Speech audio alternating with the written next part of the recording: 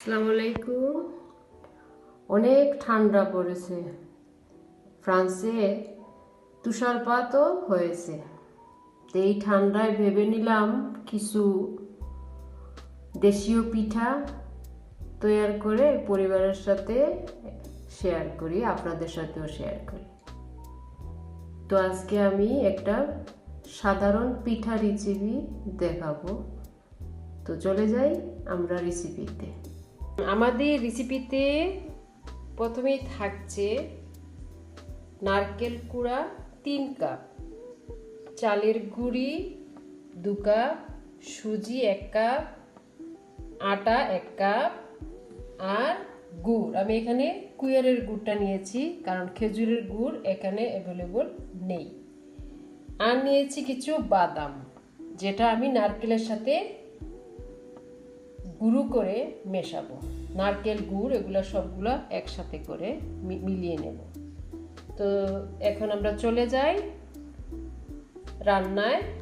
কিভাবে এই রেসিপিটা করব চালের গুঁড়ো দিয়ে পিঠা, তেল ছাড়া, বাট খেতে অনেক মজা। একটা হবে নাস্তা আর একটা হবে পিঠা।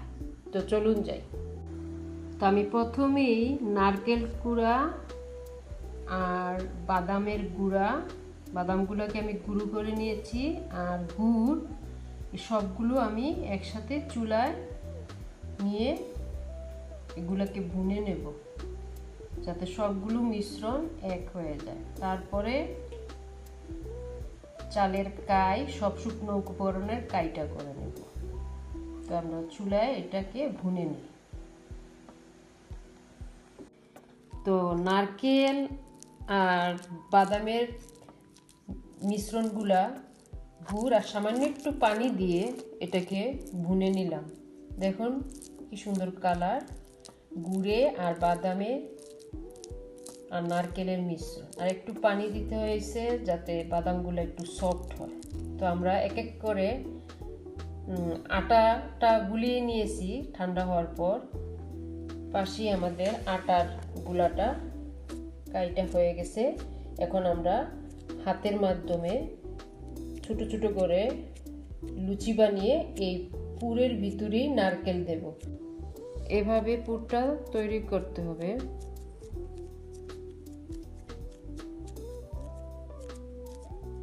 বেলাবেলির কোনো দরকার নেই, হাতের মাধ্যমেই এক এক করে পুরগুলা করে তার ভিতরেই নারকেলটা 1 চামচ করে দিয়ে পুরটা আমরা এখন মুখ লাগিয়ে নেব। এটা আমরা অনেকেই জানি এই পিঠাটা, এবং খুব সহজ পিঠা। গ্রাম বাংলার ঐতিহ্য। আমাদের দেশে মা খালারা, ফুপুরা, চাচিরা গ্রামে শহরে আমরা যখন ছোট ছিলাম তখন এই পিঠাগুলো অনেক খেয়েছি, কিন্তু বিদেশ বাড়িতে এটা তেমন বানানো হয় না কারণ গুড়টা সবসময় পাওয়া যায় না।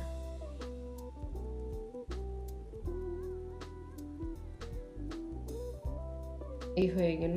এক এক করে এভাবেই পুরগুলো বানিয়ে নেব। তো পিঠাগুলা হয়ে গেল।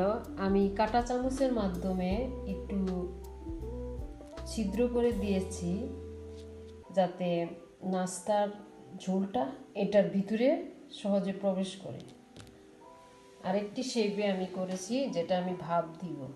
এই পিঠাগুলো আমি ভাপে করব, আর এগুলা আমি নাস্তায় দেব। তো চলুন দেখি। পিঠা ভাপ দেওয়ার জন্য পানিটা আমি ফুটিয়ে নিলাম, আর এরকম একটা চালুন দিয়ে দেব। এক এক করে সব পিঠাগুলা ভাপ দিয়ে দেব। আমি রাউন্ড শেপের যে পিঠাগুলা সবগুলোই একেবারে ঢেলে দিয়ে দিলাম। এখন এই পিঠাগুলা একটু সাজিয়ে দিব যাতে ভাপে পিঠাগুলা ভালো মতো সিদ্ধ হয়ে যায়। নাস্তার জন্য আমি দুধটা জাল করে নিয়েছি আগেই, আর 1 কাপ গুঁড়ো দুধ দিয়েছি এতে। এখনও চিনি দেইনি। গুঁড়ো দুধটা আপনি চাইলে দিতেও পারেন, না দিলেও কোনো সমস্যা নাই, তবে একটু ঝোলটা ঘন হয়, খেতেও বেশ লাগে। আমি একটু গুড় দিব। এর বাইরে আর কোনো মিষ্টি দেব না। সামান্য গুড় আমি এই অবস্থাতেই দিয়ে দিলাম। গুড়টা গলতে গলতে আস্তে আস্তে দুধটা ঘন হয়ে আসবে। তো আমরা দুধটা যখন ঘন হয়ে আসবে তখন পিঠাগুলা ছেড়ে দেব। তো বন্ধুরা, হয়ে গেল আমাদের ভাপে দেওয়া নারকেলের পিঠা, কোনো তেল ছাড়াই। আমি একটু আলমন্ড স্লাইস করে দিয়েছি যাতে খেতে ভালো লাগে। আর হলো আমাদের পিঠার নাস্তা, যেটা পিঠা পুলি বলি আমরা। আমি এখানেও আলমন্ড স্লাইস করেছি। অনেক গরম, ঠান্ডা হলে পরিবেশন করতে ভালো লাগবে। তো এই হলো আমাদের আজকের দেশি পিঠার রেসিপি। আশা করি আপনারা ভালো থাকবেন, সুস্থ থাকবেন। আল্লাহ হাফেজ।